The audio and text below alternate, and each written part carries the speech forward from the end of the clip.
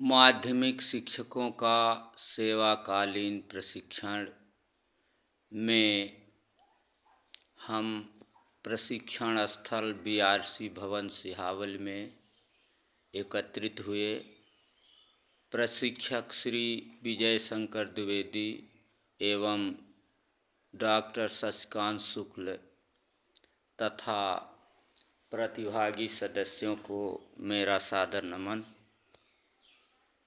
दिनांक 31/1/2024 को समूह क्रमांक 3 के रूप में हमें चर्चा के लिए कक्षा में प्रभावी चर्चा, जिसमें स्नोबॉल रणनीति का शीर्षक दिया गया। आइए उसी के बारे में हम समझते हैं। अब चर्चा के लिए मुख्य बिंदु इस प्रकार हैं। चर्चा के लिए बच्चों को तैयार करना, विषय वस्तु का निर्धारण करना, फसल उत्पादन एवं प्रबंधन, समूह विभाजन, समूह का एकत्रीकरण, शिक्षक द्वारा सहज एवं तार्किक रूप से निष्कर्ष निकालना। अब स्नोबॉल की विशेषताएं क्या हैं, आइए देखते हैं। विचार विमर्श का अवसर, प्रतिस्पर्धा की भावना का विकास, सामूहिक विचार विमर्श एवं कमजोर विद्यार्थियों का प्रोत्साहन। सेवाकालीन शिक्षक प्रशिक्षण 2023-24 में प्रशिक्षक डॉक्टर शशिकांत शुक्ला एवं श्री विजय शंकर द्विवेदी, प्रशिक्षणार्थी यानी प्रतिभागी श्री नागेंद्र नाथ द्विवेदी, श्री विद्यानिवास पाठक, श्री रमेश कुमार नामदेव और स्वयं मैं सुखचंद साकेत, श्री अंकित जैन, श्री बृहस्पति सोनी, इतने प्रतिभागी थे। अब हम प्रतिभागियों को ग्रुप समूह का शीर्षक दिया गया, कक्षा में प्रश्नों का महत्व। अब प्रश्न का क्या महत्व है, आइए जानते हैं। प्रश्नों के द्वारा विद्यार्थियों को सारांश बनाने, तुलना करने, समझाने और विश्लेषण करने की प्रेरणा मिलनी चाहिए। ऐसे प्रश्न तैयार करें जिनसे विद्यार्थियों को सोचने की प्रेरणा मिले, लेकिन उन्हें इतनी ज़्यादा भी चुनौती न दें कि प्रश्न का अर्थ ही खो जाए। विचार के लिए पहले हमें रुकना होगा। जैसे देखें, जो घटित हुआ है उसके ऊपर विचार करने में निम्नलिखित प्रश्न आपकी मदद कर सकते हैं। कौन सी चीज़ उस तरह से नहीं हुई जिसकी कि आपने अपेक्षा की थी या जिसे कि आप चाह रहे थे? क्यों नहीं? अगली बार आप इसे किस तरह से बेहतर बना सकते हैं? ज़्यादा खुले प्रश्नों को पूछने का काम आप कितनी अच्छी तरह से करते हैं? क्या यह विद्यार्थियों को ज़्यादा सोचने के लिए प्रोत्साहित करता है? क्या विद्यार्थी अधिक प्रेरित तथा पाठ से संबद्ध थे? और अगर ऐसा था तो कैसे?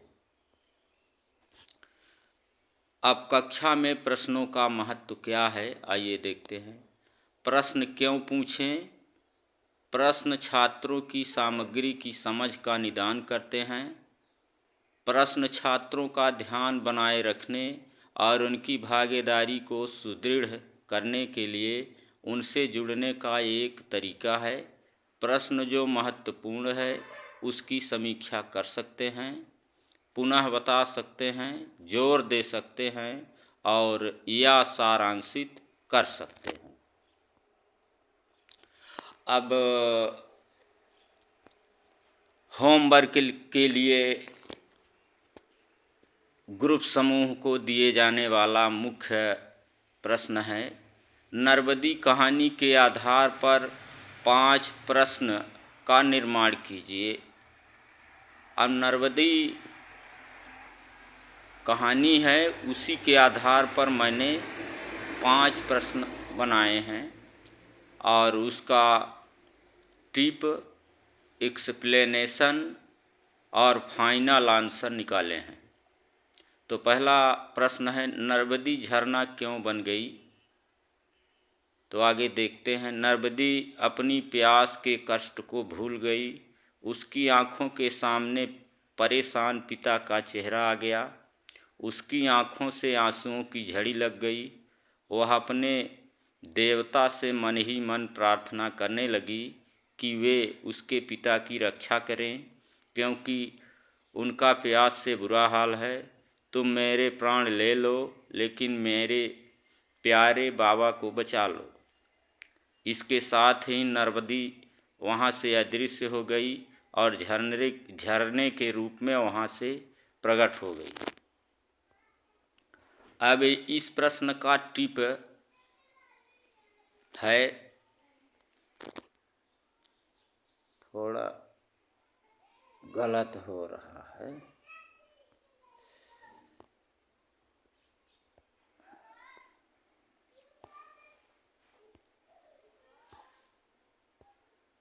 तो आइए टिप देखते हैं क्या है।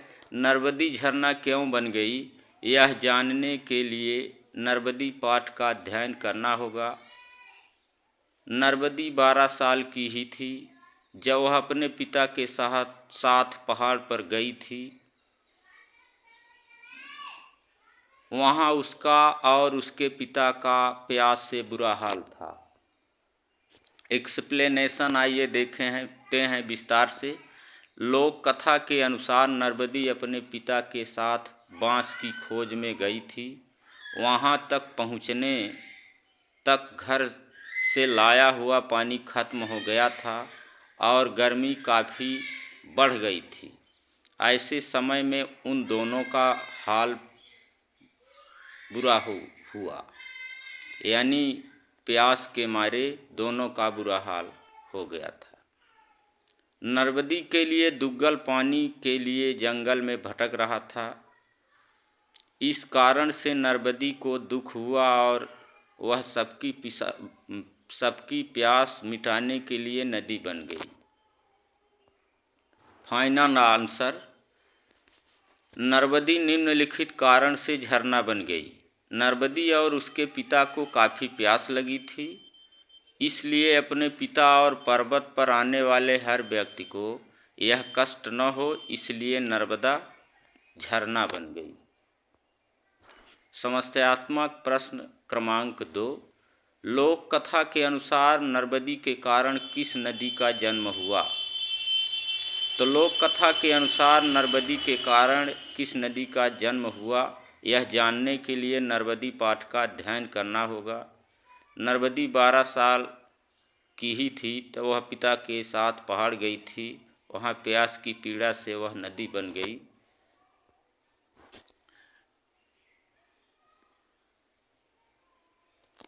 ये वही है।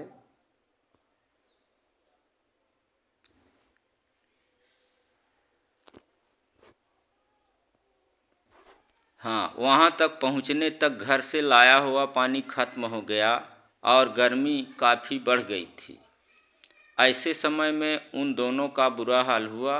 दुग्गन पानी के लिए जंगल में भटक रहा था। इस कारण से नर्मदी को दुख हुआ और सबकी प्यास मिटाने के लिए नदी बन गई। लोक कथा के अनुसार नर्मदी के कारण नर्मदा नदी का जन्म हुआ। नर्मदी ने भगवान से प्रार्थना की और नदी में बदल गई। इस वजह से अब और कोई मुसाफिर उस पर्वत पर जान नहीं देगा। नर्मदी कौन थी और वह किसके साथ रहती थी, यह जानने के लिए नर्मदी पाठ का अध्ययन करना होगा। नर्मदी एक लड़की का नाम था। वह मैकल पहाड़ों में रहती थी। नर्मदी का उल्लेख हमें पाठ नर्मदी में मिलता है। काफ़ी समय पहले मैकल पहाड़ों में कुछ लोग रहते थे, उसमें नर्मदी भी थी। यह एक छोटी और काफ़ी समझदार लड़की थी। नर्मदी की उम्र केवल 12 साल की थी। उसको अपने पिता से लगाव था। Final answer. नरबदी कौन थी और वह किसके साथ रहती थी, इसका वर्णन निम्नलिखित है। नरबदी 12 साल की लड़की थी। वह माइकल पहाड़ में अपने पिता के साथ रहती थी। पिता के साथ नरबदी कहाँ जाती थी, यह जानने के लिए नरबदी पाठ का अध्ययन करना होगा। नरबदी उसके पिता के साथ माइकल पहाड़ों में रहती थी। उसकी माता की उसको जन्म देते समय ही मृत्यु हो गई थी, इसलिए उसके पिता ने ही उसको दोनों का प्यार दिया था। दुग्गल अपनी बेटी के साथ पहाड़ में रहता था। यह गांव में मुश्किल से 8-10 झोपड़ी थी।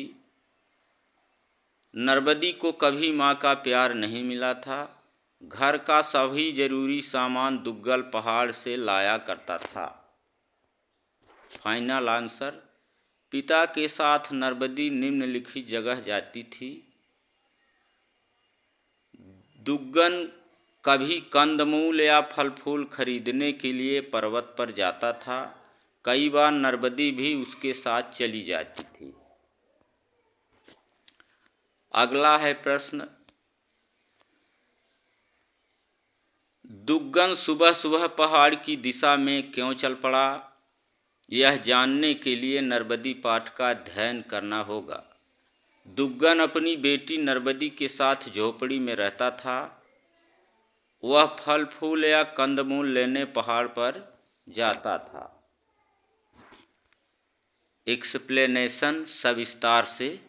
दुग्गन अपनी और नरबदी की सारी ज़रूरत पहाड़ से पूरी करता था। वह हर रोज़ कंदमूल या फल फूल लेने पहाड़ पर जाता था। नरबदी को उसके पिता से काफ़ी लगाव था, इसलिए वह भी कई बार अपने पिता के साथ जाया करती थी। फाइनल आंसर है।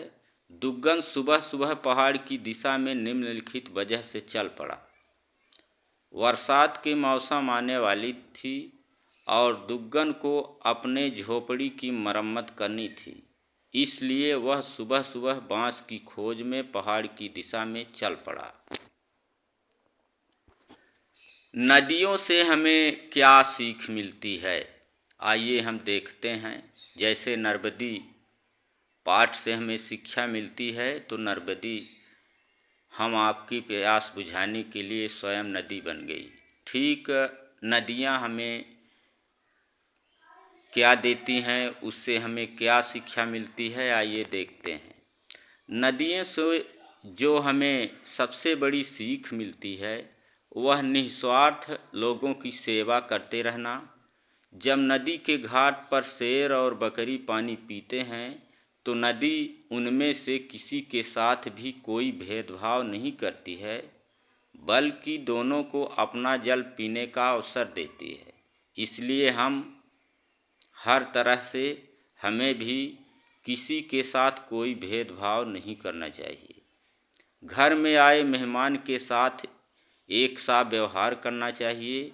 नदी में कोई कचरा फेंकता है तो नदी उस कचरे को भी वह अपने आगोश में ले लेती है। इसी तरह हमें भी अगर कोई कष्ट देता है तो उसे सहन करने की क्षमता रखनी चाहिए। नदियों से हमें निम्नलिखित बातें से सीख मिलती है। इसमें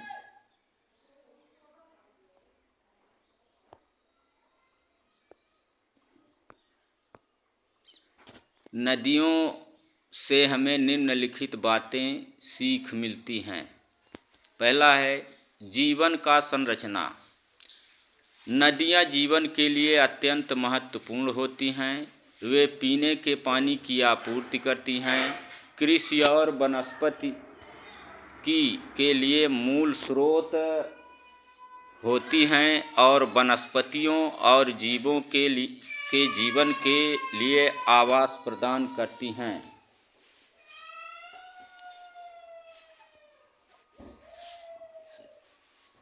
दूसरा, प्रकृति की महत्वपूर्ण सीख। नदियाँ प्रकृति की महत्वपूर्ण सीख प्रदान करती हैं, जैसी कि जल, जलवायु और वनस्पतिकी।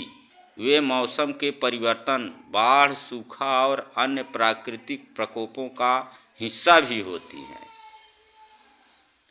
नंबर 3, समृद्धि और शहरीकरण का उपयोग। नदियाँ उपनगरीय समुदायों के लिए महत्वपूर्ण होती हैं और वे उनके लिए प्राकृतिक संसाधनों की पहुँच प्रदान करती हैं।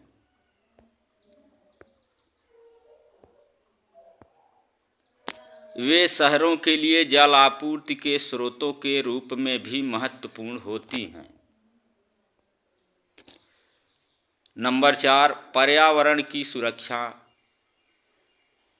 नदियाँ पर्यावरण की सुरक्षा के लिए महत्वपूर्ण होती हैं, यहाँ तक कि वे निवासियों को जल जगहों की सुरक्षा का स्मरण कराती हैं और उन्हें जल विचार की बदलती हुई महत्वपूर्णता पर ध्यान केंद्रित करने के लिए प्रोत्साहित करती हैं। 5वां, समरसता और संगठन। नदियाँ समरसता और संगठन के उदाहरण होती हैं, क्योंकि वे अपने रास्ते को ढालने और अपनी पानी की धाराओं को एक लकड़ी की तरह संगठित रूप में प्रवृत्त करती हैं। 6वां, जीवन का निरंतर जल चक्र। नदियाँ जल के चक्र के महत्वपूर्ण हिस्सा होती हैं और इन्हें जीवन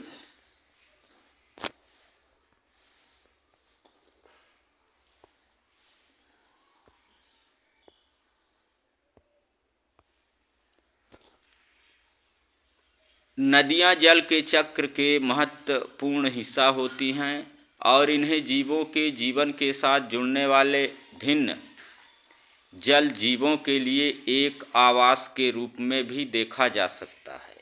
नदियाँ मानव सभ्यता और प्राकृतिक विश्व के बीच गहरी जड़ें होती हैं और हमें अपने पर्यावरण के प्रति सजग और सहयोगी बनाने में मदद करती हैं। धन्यवाद। हमारा ये नर्मदी पाठ से संबंधित मुख्य बिंदु जो 5 प्रश्नों का मिला था, उसे